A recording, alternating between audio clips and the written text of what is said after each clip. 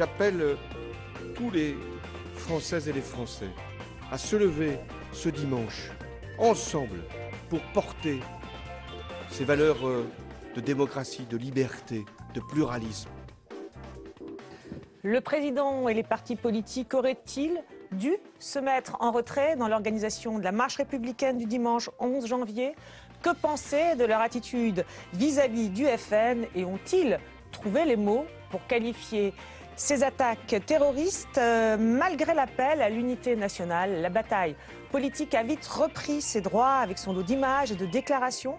Ce sont aujourd'hui ces symboles et ces discours que nous analyserons dans Des Habillons-les avec 4 invités. Bonjour, Alain Boer, professeur de criminologie et ami de Manuel Valls. Vous avez également travaillé avec Michel Rocard et Nicolas Sarkozy sur ces questions de sécurité. Gaël Sliman, politologue et spécialiste de l'opinion. Patricia Balm, spécialiste en communication politique. Et enfin, Denis Bertrand, pour un regard de sémiologue sur ces images et ces discours qui ont envahi les écrans depuis les attentats contre Charlie Hebdo. Le président de la République était sur les lieux de la fusillade moins de 2 heures après les attentats. On regarde. Il y a, au moment où je m'exprime, 11 personnes qui sont mortes, 4 qui sont en situation d'urgence absolue. Nous n'avons pas encore le compte définitif de toutes les victimes. Dans ces moments-là, il faut faire également bloc, montrer que nous sommes un pays uni, que nous savons réagir comme il convient, c'est-à-dire avec fermeté, mais avec toujours le souci de l'unité nationale. Tel sera mon comportement, ma volonté tout au long de ces prochains jours et de ces prochaines semaines. Voilà, et c'est là tout de suite qu'il donne ce mot d'ordre de l'unité nationale qui sera reprise dans son allocution du soir même. Je veux ici, en votre nom, dire toute notre reconnaissance aux familles, aux éprouvés, aux blessés, aux proches, à tous ceux qui sont aujourd'hui meurtris dans leur chair par ce lâche assassinat. Ce sont aujourd'hui nos héros. Et c'est pourquoi demain sera une journée de deuil national. Je l'ai décrété. La liberté sera toujours plus forte que la barbarie. Et la France, elle a toujours vaincu ses ennemis quand elle a su justement faire bloc autour de ses valeurs. C'est ce que je vous invite à faire. Le rassemblement de tous, sous toutes ses formes. Voilà ce qui doit être notre réponse. Voilà, un jeu l'est décrété. En écoutant ce discours, ce jeu employé plusieurs fois nous a frappé, comme le fait que le président ait semblé se démultiplier dans les heures qui ont suivi en recevant un à un à l'Élysée les responsables des partis politiques, en allant à la préfecture de police rendre hommage aux policiers ou en accueillant les caméras pendant qu'il donne ses consignes de sécurité au préfet. Il faut que ces rassemblements puissent se tenir avec l'esprit de dignité qui doit caractériser notre réponse aujourd'hui, mais aussi en assurant la sécurité et la protection des manifestants. Voilà, et donc ce vendredi 9 janvier, pendant quelques heures, on a l'impression de suivre quasiment en live le président de la République jusque dans son bureau le vendredi après-midi pendant que les forces de l'ordre donnent l'assaut. Alors ces photos où on découvre un François Hollande entouré de ses ministres seront tweetées le lendemain par son conseiller en communication Gaspard Ganzer avec la mention « Le président supervisant la double intervention », des images assez étonnantes où l'on voit les membres du gouvernement devant les chaînes d'information, François Hollande plongé dans ses notes. Denis Bertrand, d'abord, votre regard de sémiologue, qu'est-ce qu'elles nous disent, ces images? Comment vous les avez reçues, vous? Ce qui frappe évidemment, c'est le contraste entre le décor, la tenue et l'événement, l'action. Le décor, c'est le décor du palais, avec cette présence de l'histoire, et puis moi, je suis très frappé par les papiers. C'est-à-dire qu'il y a comme une présence du passé à l'intérieur du présent, d'une façon très forte. Mais alors, quand on voit ces images, on a l'impression qu'elles nous rappellent évidemment celles qu'on a tous vues de Barack Obama suivant l'assaut contre Ben Laden. Voilà ces images où ils regardent tous dans la même direction.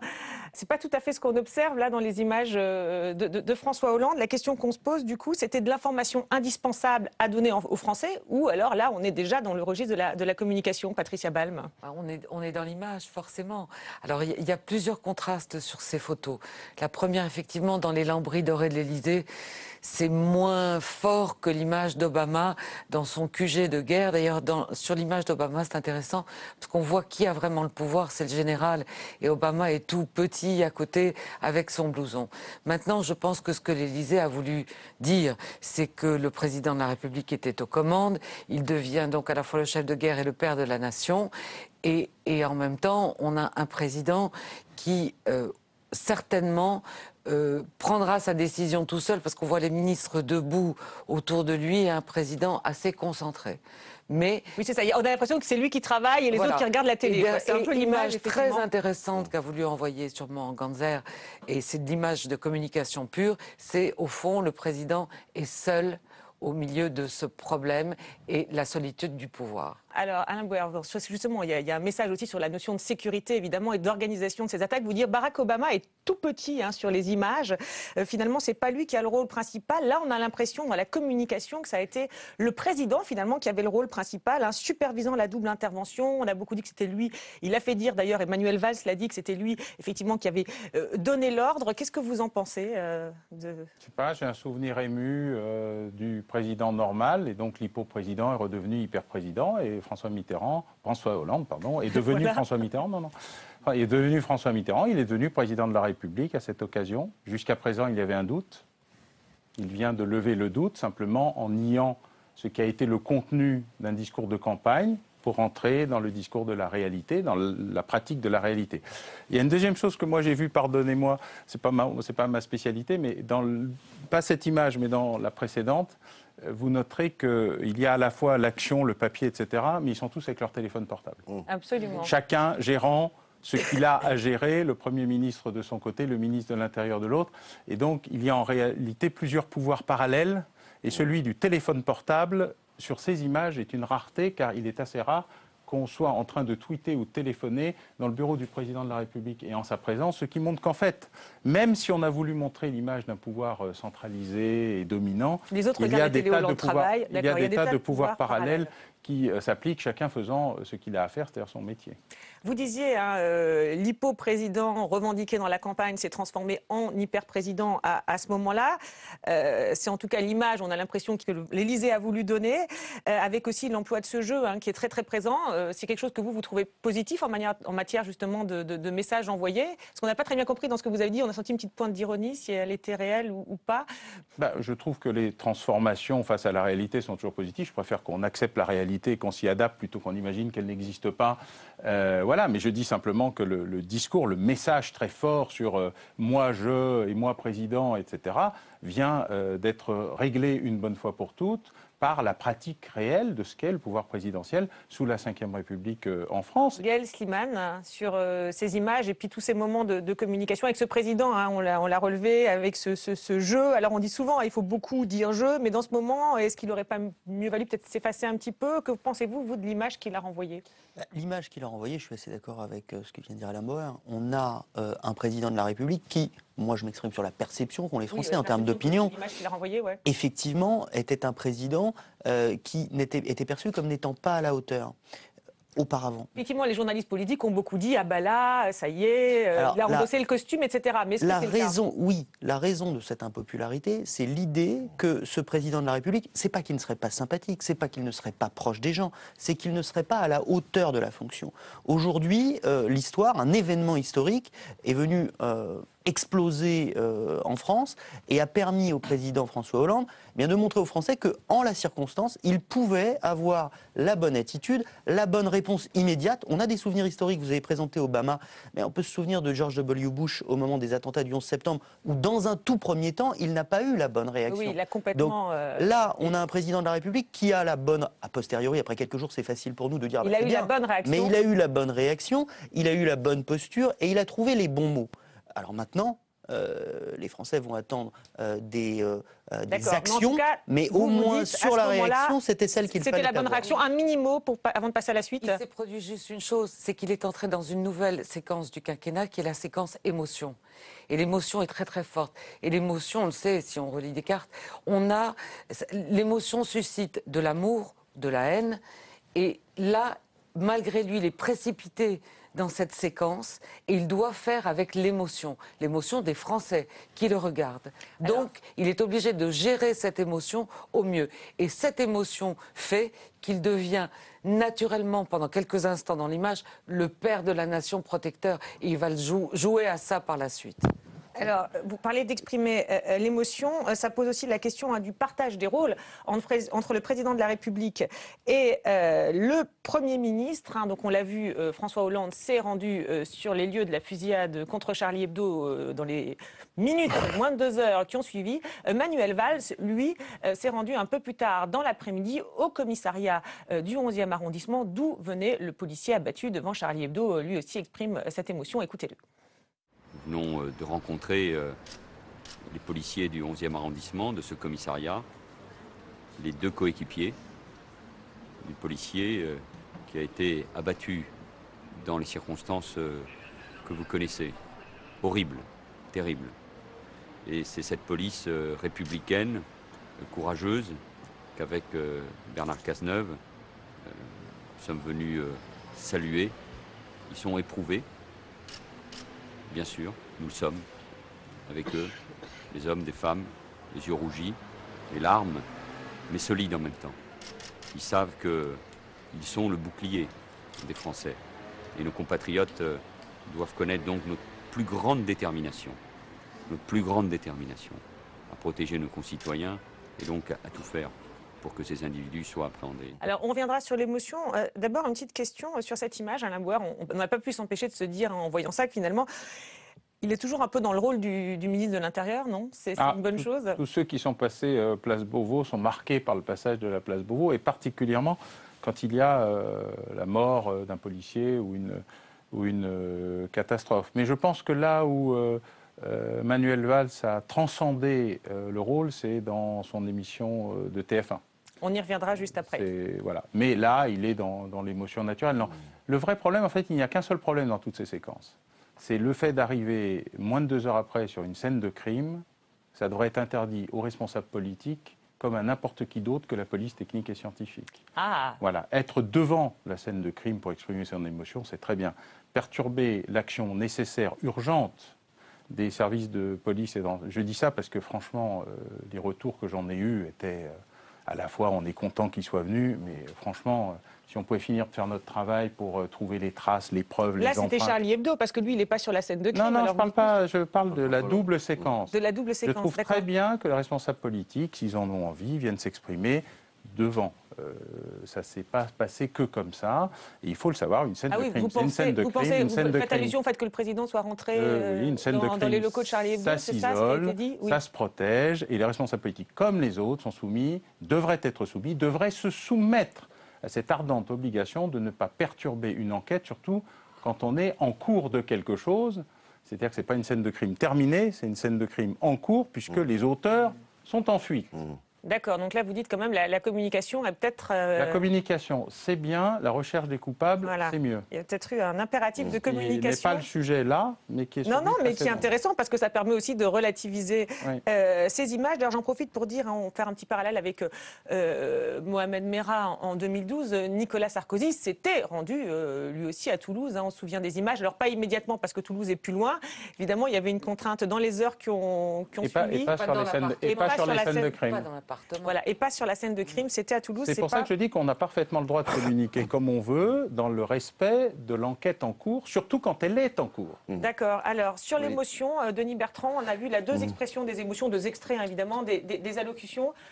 Un mot sur... Oui, le contraste me paraît très très intéressant entre les deux styles d'intervention dans le rapport avec le temps, avec la temporalité. Je veux dire que les 2 interventions qu'on a vues de François Hollande sur la scène du crime et ensuite en allocution, il utilise à la fois le temps de la présence dans le présent, aujourd'hui, en ce moment où je m'exprime. Oui, il est vraiment au cœur de l'action. C'est la présence par le présent. Mais c'est un présent qui est associé avec la projection du futur. Demain, je ferai ceci, ce sera mon attitude, il se passera ceci, etc. Et ça s'ouvre sur une temporalité générale et universelle. La France a toujours été, elle est toujours été là. Et c'est ces 3 temps-là. On ne les a pas du tout chez Manuel Valls. Manuel Valls, oui. Il ne gère pas la même temporalité. Il gère une temporalité de l'action, de l'émotion immédiate et de la plongée dans ce qui se passe et ce qui se fait. Ils sont chacun dans leur rôle, vous diriez, là? Bah oui, tout à fait. On a une répartition des rôles entre le président de la République qui envoie un signal aux journalistes qui ont été victimes de l'attentat de Charlie Hebdo, et en même temps, le ministre de l'Intérieur, Voilà, oui. Le Premier ministre, on n'en sort pas de ce rôle. avec, on le voit sur l'image, le ministre de l'Intérieur à ses côtés, ouais. mais qui ne dit rien. Hein. On voit un Manuel Valls qui est à la fois Premier ministre et ministre de l'Intérieur en la circonstance, qui vient réconforter les policiers et aussi envoyer un message aux Français. On a une phase d'émotion, de protection incarnée par François Hollande, et on a l'impression d'un couple, on va dire, qui fonctionne en envoyant 2 messages, un message de cohésion nationale et d'émotion avec Hollande, un message de fermeté à travers l'attitude et la posture de Manuel Valls. Moi, je pense qu'il a bien fait, Manuel Valls, parce que ça lui a été reproché, mais au moment des faits, de se rendre dans ce commissariat de police pour justement apporter ce complément par rapport à François Hollande. Apporter ce complément, ça lui a été reproché sous l'angle qu'on a évoqué, oui. Sous l'angle, mais les principales victimes, les premières victimes étaient celles de Charlie Hebdo. Voilà, pourquoi aller au commissariat, aller au ministre de l'Intérieur, etc. Vous n'êtes plus ministre de l'Intérieur, etc. Moi, je pense que c'est un bon signal qu'il envoie. Alors, autre différence entre les 2 têtes de l'exécutif, leur réaction le vendredi après les assauts conjoints contre les terroristes retranchés. On écoute d'abord François Hollande. Je veux saluer le courage, la bravoure, l'efficacité des gendarmes, des policiers, de tous ceux qui ont participé à ces opérations. Je veux leur dire que nous sommes fiers d'eux, car quand l'ordre a été donné, ils ont porté l'assaut dans le même mouvement. Mais la France, même si elle est consciente d'avoir fait face, même si elle sait qu'elle peut disposer avec les forces de sécurité d'hommes et de femmes capables de courage et de bravoure, la France, elle n'en a pas terminé avec les menaces dont elle est la cible. Donc ce qu'on retient, c'est la fierté, l'hommage aux forces de l'ordre, un discours un peu différent dans la bouche de Manuel Valls, qui était le soir même sur le plateau du journal de TF1, vous l'avez évoqué. Il n'y a pas de risque zéro, je l'ai toujours dit, et Bernard Cazeneuve l'a souvent répété. Nous faisons face non seulement à un risque, mais nous avons toujours considéré qu'à un moment ou l'autre, nous pourrions être frappés. Nous avons déjoué les attentats. Mais, oui, il y a évidemment, face à ce risque, toujours des possibilités d'avoir des failles, de ne pas pouvoir suivre telle ou telle équipe. Et c'est pour cela que nous devons en tirer les leçons, analyser de près ce qui s'est passé. Nous le devons, ce devoir de vérité, aux victimes, à leurs familles, et je pense bien sûr à elles, et nous le devons tout simplement à nos compatriotes. Voilà, et on a beaucoup retenu le fait qu'il évoque ces fameuses failles, hein, ça a été ce qui a été énormément repris. Un petit mot, je vais vous faire agir, un petit mot d'abord Patricia Balm sur peut-être, je sais pas, le télescopage ou le contraste entre ces deux discours. Le maniement des mots, tout simplement, ce sont 2 discours totalement différents. Ce qui est très intéressant, c'est que François Hollande quand même joue sur le registre de la peur. Et c'est un registre qui fonctionne. Pasqua, il y a 30 ans, faisait la même chose. Et ce qui est intéressant, c'est le langage concret de Manuel Valls. C'est-à-dire, Manuel Valls est dans le devoir de vérité. Et quand il dit il y a eu des possibilités de failles, eh ben, au moins, il a un langage de vérité. Et beaucoup plus proche, d'ailleurs, du langage de Nicolas Sarkozy. Et on voit la différence donc entre vous les diriez, deux en fait, personnages François Hollande agite un peu, vous diriez, le drapeau le de la chiffon peur. rouge Mais de la normal, peur. parce que le message subliminal, c'est si vous avez peur, je suis là, je vous protège. Je suis là, je vous protège. D'accord, donc ces failles, c'était volontaire. Vous avez l'impression que c'était volontaire, ça n'a pas, parce qu'on peut se demander ce qui s'est pas. Voilà, forcément, il est dans le cadre d'une interview, il n'est pas dans le cadre d'une allocution, il doit répondre à des questions. Forcément, déjà, il y a des questions sur d'éventuelles failles. Alain Bauer. Alors, pour une fois, je ne fais pas la même interprétation. Je pense que ces 2 discours qui, pour une fois, sont honnêtes. Les 2, le premier qui dit, on n'en a pas fini. Deuxièmement, Manuel Valls, parce qu'il a été ministre de l'Intérieur, il sait très bien que 17 morts, le plus grave bilan depuis les attentats de l'OAS 50 ans plus tôt, ce n'est pas le signe d'un extraordinaire succès, qu'il va falloir anticiper l'idée que quelque chose n'a pas fonctionné, Voilà, qui va et venir dans les jours qui qu'il viennent. sait, il assume, et il a l'honnêteté de le dire, bah, je le sais, je l'assume, il va falloir devoir de vérité, devoir d'honnêteté. Je pense qu'il entre parfaitement. Et je crois que lors de cette intervention de TF1, je suis assez critique avec Manuel, parce que les amis, c'est fait pour vous dire des choses, vous accepteriez personne d'autre. Autrement, c'est que des courtisans, et ça, il n'y a pas besoin d'avoir d'amis, on a suffisamment ce qu'il faut. Je crois qu'il est entré à ce moment précis, autant François Hollande est devenu président de la République au moment des événements, Manuel Valls, il a dépassé la stature qu'il avait déjà d'homme politique en devenant un homme d'État par la reconnaissance de l'idée de la faille. Et le mot, je pense, est très bien choisi, très ciselé et n'appartient pas ni à la surprise ni au hasard. Alors on va faire réagir Gaël Siman, mais d'abord vous dites les amis c'est là pour les critiques aussi, là vous n'en avez pas fait. Hein. Il m'arrive d'en faire beaucoup. D'accord, mais pas là-dessus, pas sur ce moment. Non, il faut dire. Là, c'est un éloge. Oui, oui. D'accord. je vous rassure, hein, ça doit être le premier depuis qu'il est Premier ministre, donc je le note dans ma case bon point. D'accord, donc là c'est un vrai bon point. Gaël Siman, vous êtes aussi élogieux ou il y a notamment dans les deux discours, hein, parce qu'on voit bien la fierté d'un côté, la faille de l'autre. Non, alors là aussi, j'ai pas tout à fait la même interprétation que vous sur ce qu'envoie comme message prioritaire François Hollande. Je pense que dans son allocution, le message prioritaire, ce qu'on retient et qui va faire écho avec la suite, c'est le mot fierté. C'est-à-dire que c'est un message, si je puis dire, positif ou de confiance ou d'enthousiasme, mais dans lequel il y a un bémol, sérieux. Il y a quand même encore eu des morts lors bien de évidemment, ce mais regardez aujourd'hui ce qui se passe dans le pays, on en reparlera, mais on verra le temps que ça durera. Mais ces manifestations, ces mouvements ont généré un sentiment de fierté. Et François Hollande l'annonce avant. Donc je crois que ce qu'on retient, c'est d'abord cette idée. Les menaces ne sont pas terminées. Non mais justement, j'y viens. D'abord, ce qu'il dit, c'est soyez fiers. Voilà. Nous sommes fiers. Et il dit parallèlement, mais c'est dangereux.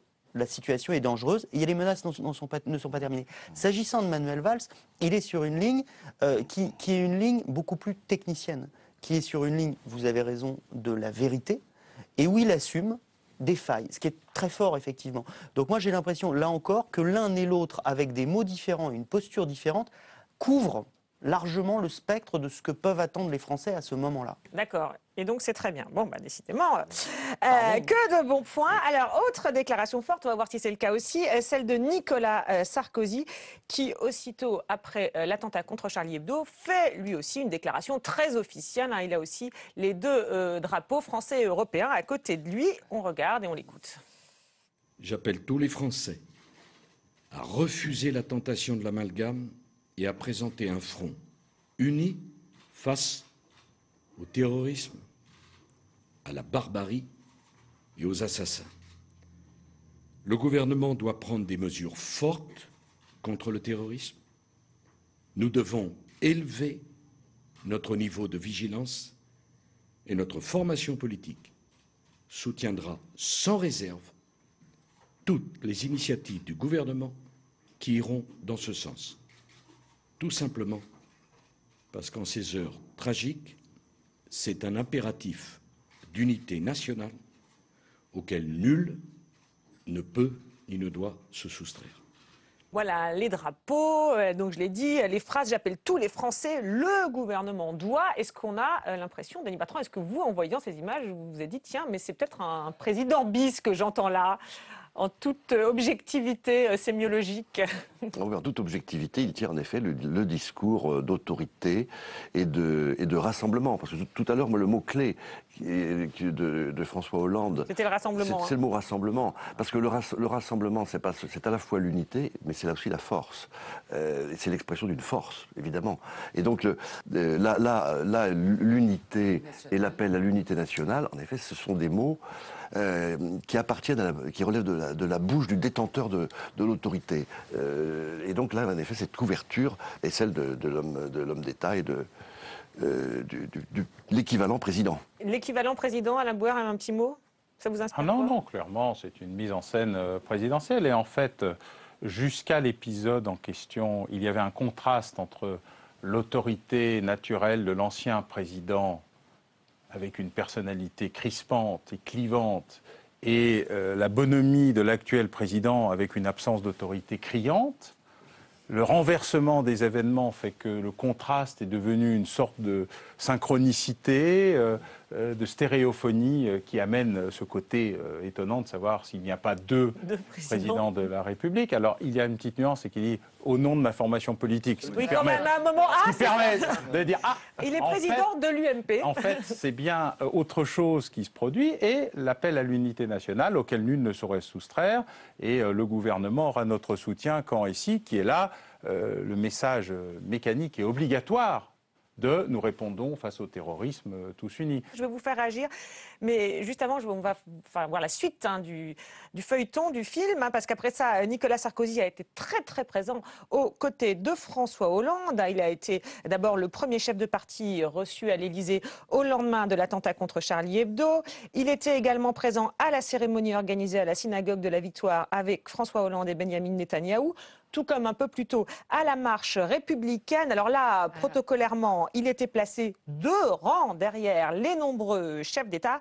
Mais les esprits moqueurs ont noté qu'il avait fait quelques intrusions au premier rang. Et puis on a noté aussi qu'il avait un peu pris racine sur le perron de l'Élysée lors de l'accueil des anciens premiers ministres. Regardez, c'était pointé dans un sujet de France 2. Lorsque François Hollande l'invite à rentrer, il sollicite de pouvoir attendre les anciens premiers ministres de droite. Arrivent alors François Fillon, Alain Juppé, Jean-Pierre Raffarin et Édouard Balladur. Une image pour le moins inattendue. Alors la question qu'on se pose en voyant ça, c'est est-ce que c'est si important que ça d'être sur la photo, Gaël Slimane?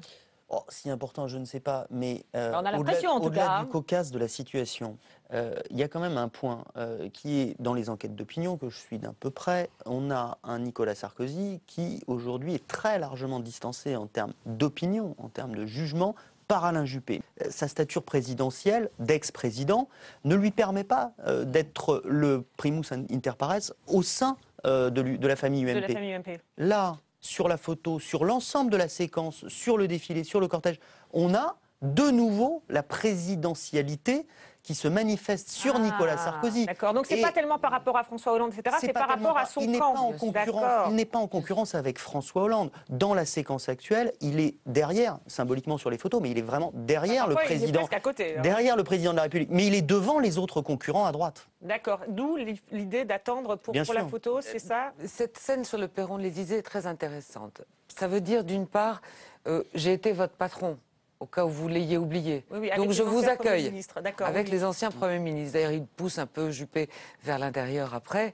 Donc c'était important qu'en termes d'image par rapport à son camp, ils disent « c'est moi le patron ». Donc on peut se moquer, mais en même temps, il y a une réalité. Se moquer, c'est normal qu'on ironise un peu dans ce moment. Avec Nicolas Sarkozy, on ironisera toujours. Mais il y a aussi des messages qu'il a besoin d'envoyer à un moment donné où finalement les autres ont aussi oublié qu'il les avait nommés l'un Premier ministre, l'autre il l'a fait revenir en politique. Donc de temps en temps c'est bon de rappeler c'est moi qui vous ai fait finalement. Ah d'accord, donc vous dites c'est pas tellement par rapport c'est aussi par rapport aux anciens Premiers ministres eux-mêmes. Bien sûr, mais bien sûr. D'accord, d'accord. Bon, quelque chose à ajouter, non? Oh non, sur la scène purement politicienne m'amuse comme citoyen, me désole parfois, mais alors là, si en plus il faudrait la commenter. Bon, d'accord. Alors, c'est la concrétisation de l'unité nationale, néanmoins, parce que François Hollande... Il manque quelques premiers ministres de gauche, alors. Oui, c'est vrai, mais là, il y a le président de gauche. Oui, mais dans le jeu des anciens premiers ministres, il y en a quelques-uns de gauche. Mais la scène de l'unité nationale... Oui, non, mais vous voyez ce que je veux dire. Voilà. La photo aurait été belle avec Rocard, Ayrault, Jospin, oui, parce qu'effectivement, Lionel Jospin est arrivé, mais seul. Il n'était pas effectivement sur cette photo. Alors, donc, si cette marche républicaine a vu défiler une foule sans précédent, elle a suscité quelques polémiques sur le rôle et la participation des politiques. Alors la première a concerné le FN non convié à l'organisation de la manifestation, une position critiquée par l'UMP, mais assumée par le socialiste François Lamy, organisateur pour le PS de la marche républicaine.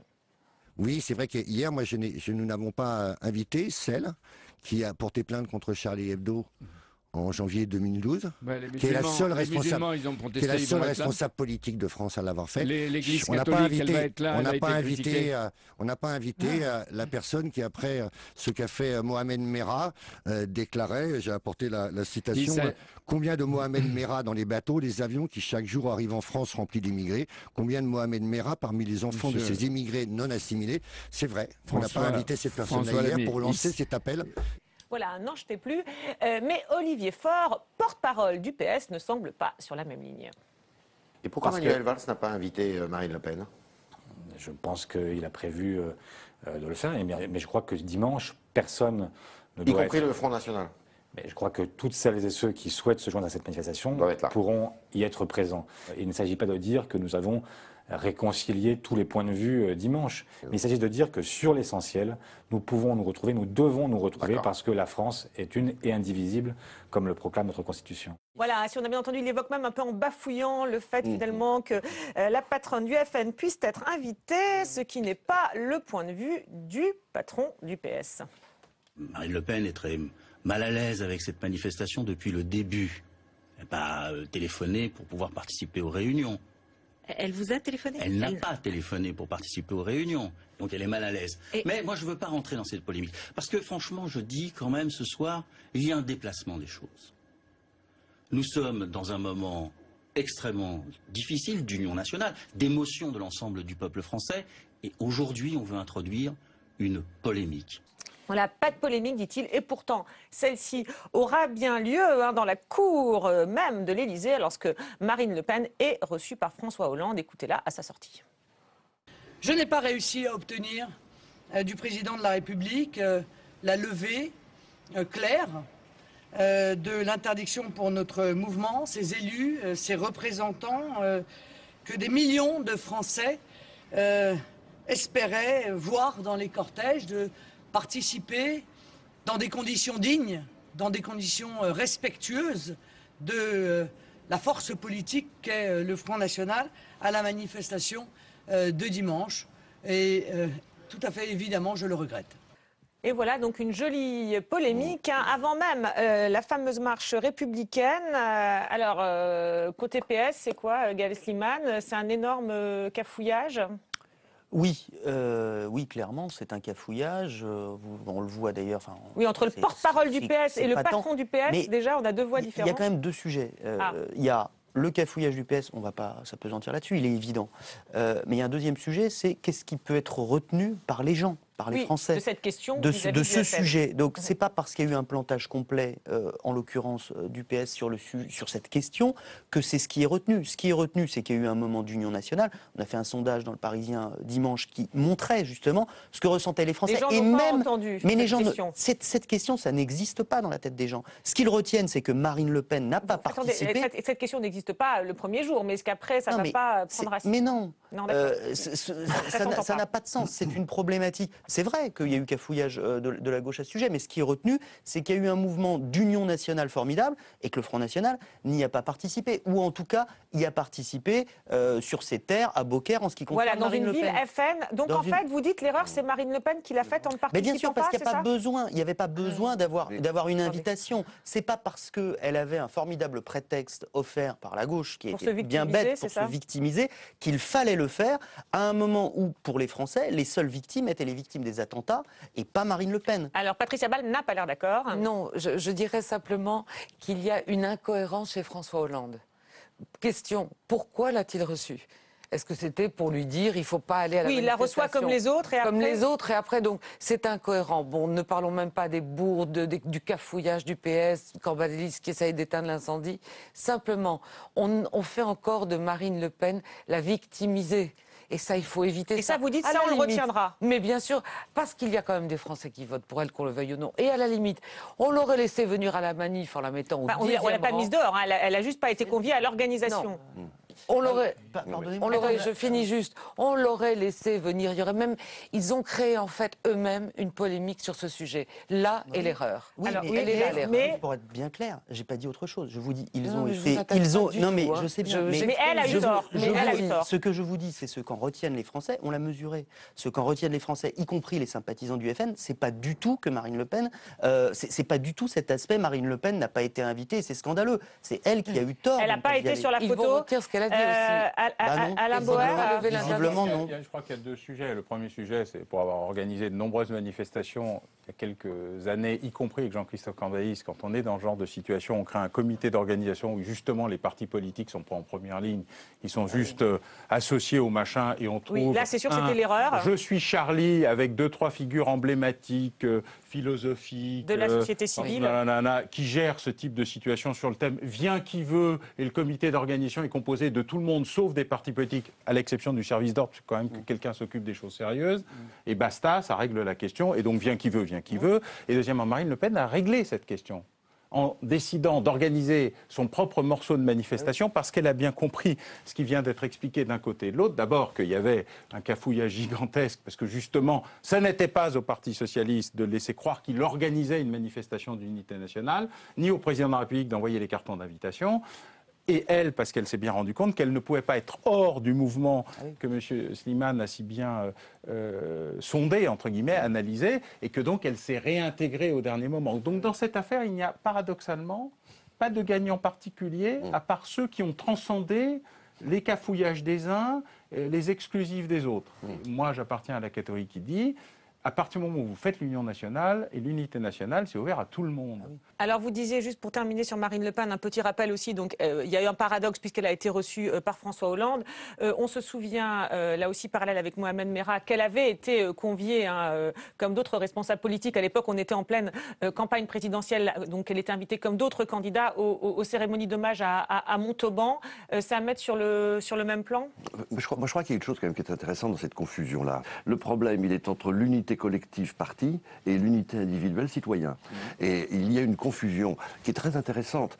Elle est à ce niveau-là. C'est-à-dire qu'en effet, je suis bien sûr tout à fait d'accord qu'un tel rassemblement, pour reprendre le mot de François Hollande, c'est un rassemblement d'unité citoyen et pas un rassemblement d'unité collective parti. D'accord. Et Marine Le Pen, dans son discours sur le perron de l'Élysée, elle revendique l'unité collective parti en tant que telle.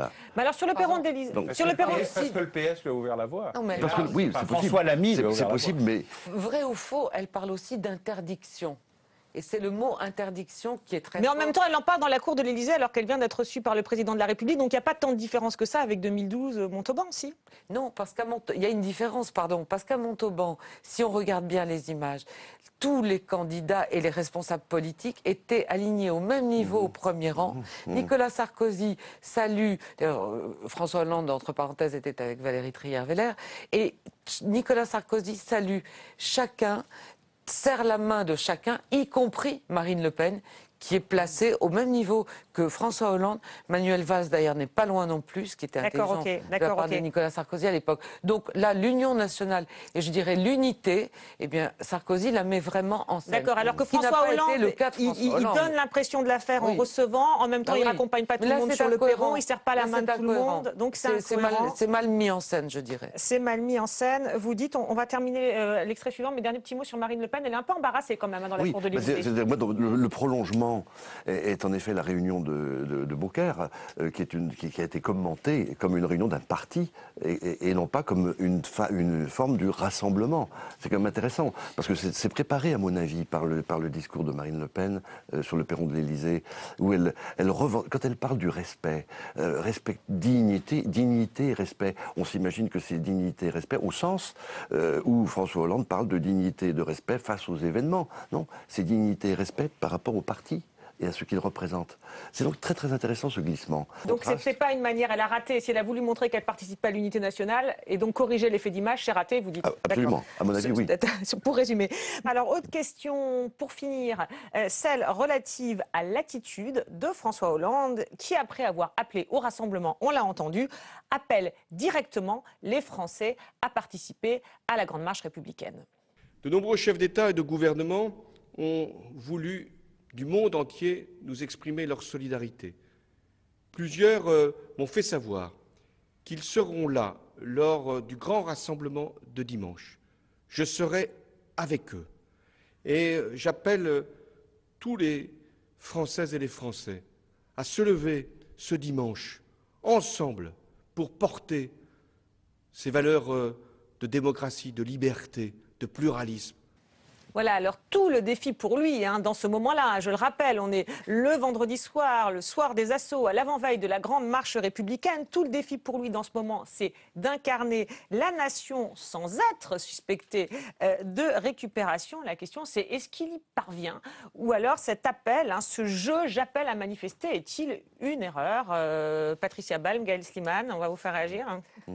Moi, je crois qu'il y a juste une petite erreur dans le langage.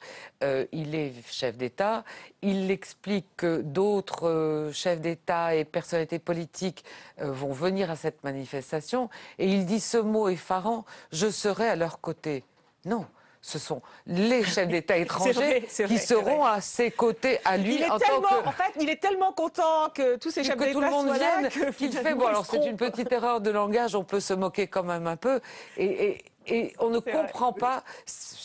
Il est évident, ce sont les chefs d'État et les gouvernants qui vont être aux côtés du président des Français. Alors attendez, je vous donne la parole, mais Denis Bertrand, c'est vrai que là, Patricia Balm a relevé une phrase intéressante. Il faut à mon avis, remettre dans le contexte. Je suis tout à fait d'accord avec votre interprétation, et elle est très, très juste. Ceci dit, le débat à ce moment-là était porté sur le point de savoir si le président de la République pouvait participer à cette manifestation. Il y a eu une longue... Il y a quand même tout un débat sur cette question-là. Vous aviez un doute qu'il y participerait, vous? Moi, non. D'accord. Donc vous dites en fait, quand il dit je serai à leur côté, ça veut dire je serai bien à la manifestation. Voilà, c'est ça. Je serai dans la manifestation. Dans la manifestation, parce qu'effectivement. Je serai dans la manifestation, c'est tout. Pas mal. D'accord. Parce qu'effectivement, c'était sans précédent, enfin du moins depuis François Mitterrand à Carpentras, mais qui lui ne l'avait pas annoncé après la profanation. Il était venu par surprise. Et sur le fait qu'il appelle à manifester, Gaël Slimane. C'est très compliqué.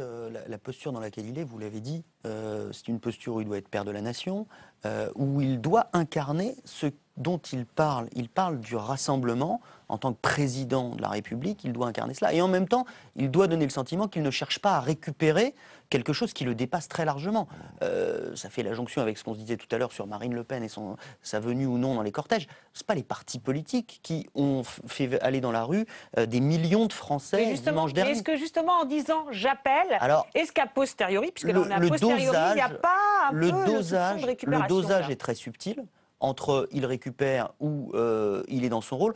Moi, j'ai le sentiment que ce que retiendront les Français de cette séquence, un peu comme on le disait tout à l'heure avec Alain Bauer, c'est que finalement, c'est ça que les gens vont retenir probablement, que durant cette période-là, celui qu'on n'estimait pas à la hauteur de la fonction, sur cet épisode si important, il nous a semblé à la hauteur de la fonction. Je crois que c'est ce que les Français en retiendront. Après, quelle sera la pérennité de ce sentiment? Exactement. À quel point ça durera? Est-ce que les Français se diront finalement ça n'était qu'un épisode, ou bien est-ce que ce sera un renouveau pour François Hollande? Est-ce que ça lui permettra de renouer avec les Français? Ça, on le verra dans les mois qui viennent. Bien sûr, on le verra, et on y consacrera évidemment d'autres émissions.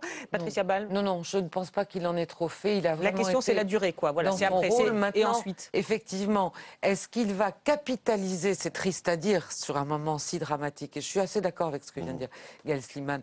Est-ce qu'il va capitaliser? Parce que forcément, c'est quelque chose. Quand on est aussi bas dans les sondages, auquel il ne peut pas ne pas penser quand même. Il a joué son rôle, je dirais, de façon assez juste. Il a raté une énorme séquence, à mon avis. C'était au moment de la manifestation.